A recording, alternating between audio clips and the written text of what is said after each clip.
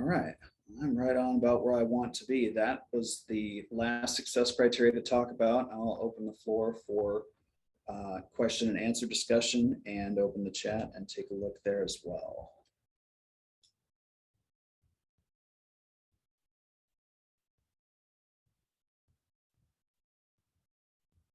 Just reading through these, Liz Lance brings up a really good point. She says, I think it'll be important to make sure all teams are aware and learn on the design system components that get fixed. If a team has a variation of a component they've modified and it doesn't get the fix, I think that can happen. Yeah, I believe it can. They'll need to update their version or change to the design system component, which is the ideal.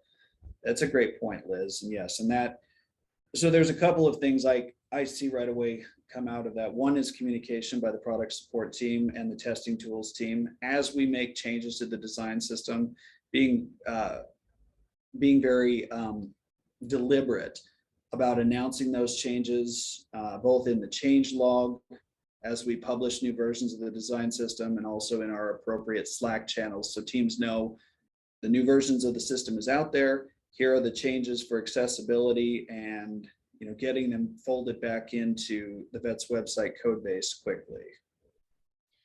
I think that even like, I think it was Chris that came to our VSA sprint demo recently and like shared some cool things that Platform was working on. But like, I think even that would be a good way too, I think, to like get teams like product developers, like everybody in the loop on those changes when they're rolled out. If like you came as a guest or somebody from the team that was helping implement that stuff.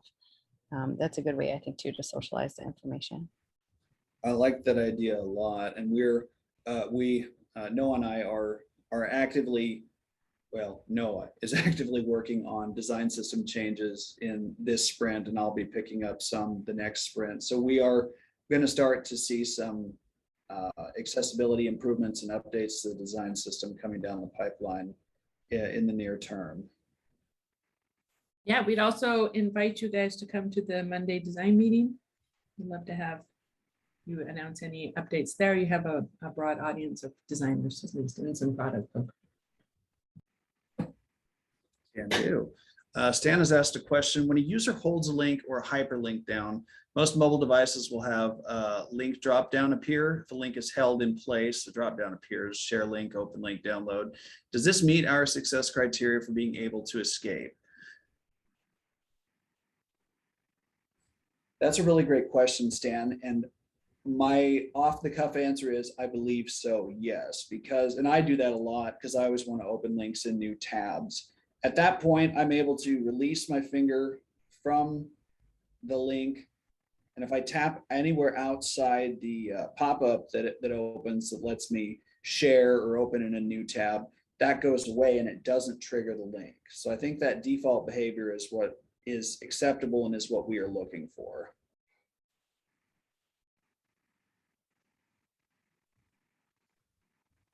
Great question. Thank you.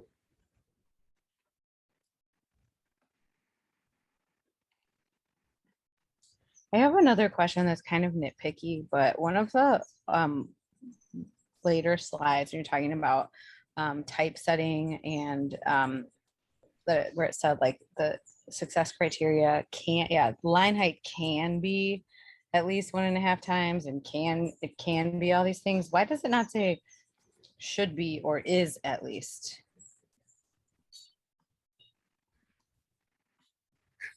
That's a really great question, Liz. Now I'm going to go out on a little bit of a limb here, and that presumes that I was reading the spec exactly as it was intended, which,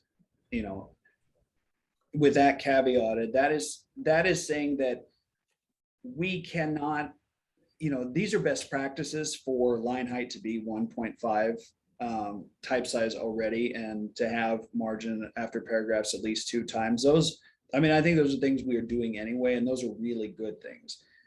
To meet the success criterion, it must be these things. And really, the word can is confusing here. I should probably read that again and see if I can make that should or must.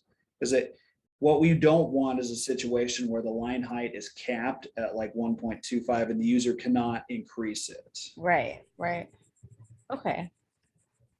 And I feel like I kind of talked around the question. Did I answer what? No, you're I looking think, I for? mean, what I think that you're affirming that like really I like to meet the success criteria, it really should be these things. And while yes, it can be, it's possible for it. Like in my mind, my takeaway is like, okay, it should be those. And I'll just mentally replace that word in my own head. when Can I look at this. ask a question? Sorry, are you finished? This is within the context of a user making elective changes though, right? This is not like a prescription that for all sites, we must have a line height at least 1.5 times the font size. This is saying that a user must be able to increase the line height to be at least that much, right? Correct. The best, Liz is right in her point that the best practice is we should be setting a line height of 1.5, our font size already. That's sort of the sweet spot for readability. But what this is saying specifically is users must be able to do at least that. Like we should never be trapping users into a line height of 1, for instance, with like an important tag. Yeah, so it supports certain textile properties. Like the markup that we use needs to support those properties, but it doesn't mean that all of our line height has to be this. That makes sense. Thank you for that clarification. Awesome, great point, Shauna. The last point about the avoiding important rules, since we're talking about this, I'm going to circle back to that one again. If we have an inline style tag, so like we have a style declaration inside like a div, for instance, we have an important rule in there. That one is all of these are destructive. That one is really destructive because that overrides even a user style sheet. So if a user wanted to change something, but we have an inline important, that's going to be the last word on styling. So we really try to stay away from those and use external style sheets with low specificity, as low a specificity as we can.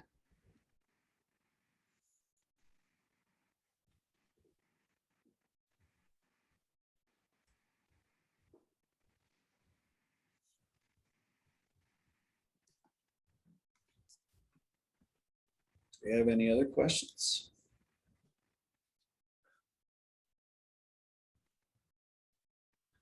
Devin has asked, I'm looking in test rail at the accessibility test case template.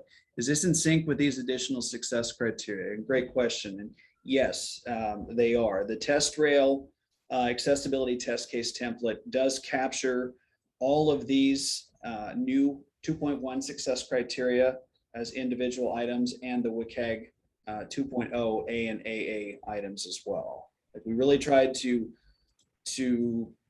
make everything a unified single message from how we are, how we are presenting this, this new foundational testing to product teams, to the standard we're working toward, to the standard that the product support team is evaluating against, and the success criteria or the checks in test rail. All of them are, we try to keep them all in lockstep. Thank you. Also, just to add on to what Trevor just said, the product support team, you may have heard in Team of Teams, we just wrapped up our pilot on testing the va.gov experience standards that incorporate the new WCAG 2.1 requirements. We finished our pilot last week. We're making some minor enhancements to our process and should be launching that soon. So you'll understand now how the foundational testing, the accessibility test rail test cases, the va.gov standards will all be working together at our staging reviews. So more to come on that. So who would be the contact for that, Shira? That would be me. Okay, thank you. No problem, Devin.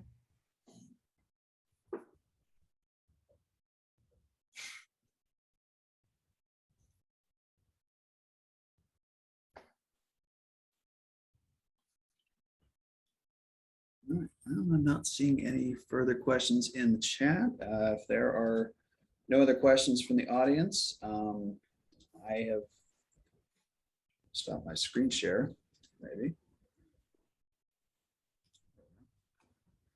And I think next step for me will be taking what we've presented in the slide decks the last couple of days and starting to get them into our platform support site as written documentation. We will also be getting the recordings of these up on our platform YouTube. So we'll have lots of different ways for folks to consume this content, in the way that works best for everyone. And yeah, I appreciate everyone coming in this afternoon. It's been a great audience and lots of good questions. So thank you. Thanks, Trevor. Thank Thank you. you, everyone. Bye, everyone. Bye. Bye.